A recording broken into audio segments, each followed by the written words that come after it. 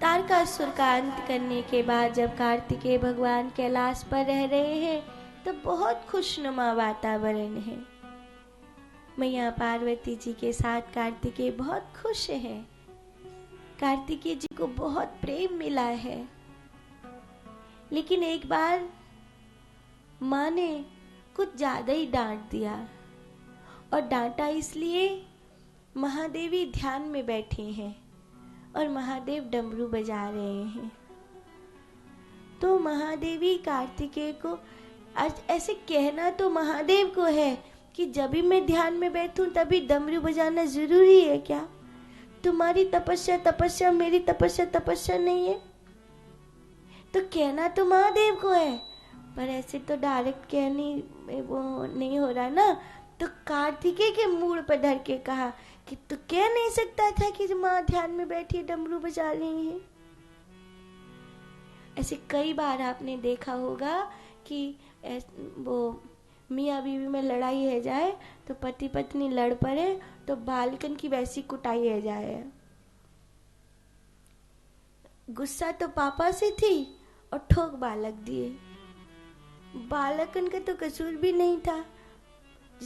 कई बार ऐसा होता है कि बच्चे समझ जाते हैं आज मम्मी पापा की लड़ाई हुई, दूर रहो, भद्रकाली कब भद्रा उतार देगी पता ही नहीं है। दूर रहो, बिल्कुल ऐसे पहले ही दूर हो जाते हैं। तो उस दिन कुछ ज्यादा ही डांट पड़ गई।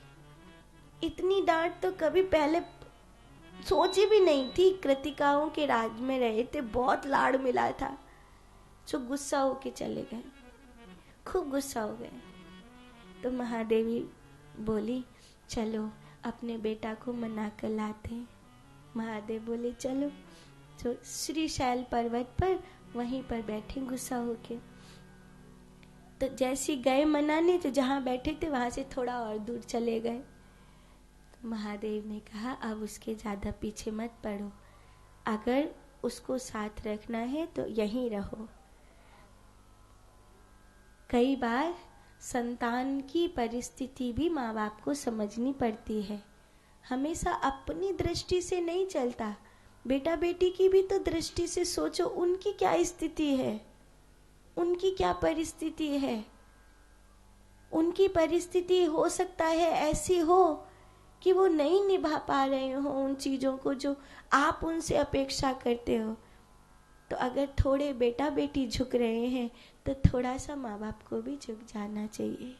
तो हमको यहीं रहना चाहिए, हमको अब हट नहीं करना चाहिए। तो उचित है फिर हम यहीं रहेंगे। तो मल्लिका और अर्जुन के रूप में वो वहाँ रहे और वहाँ एक ज्योतिर्लिंग, प्रथम ज्योतिर्लिंग बना।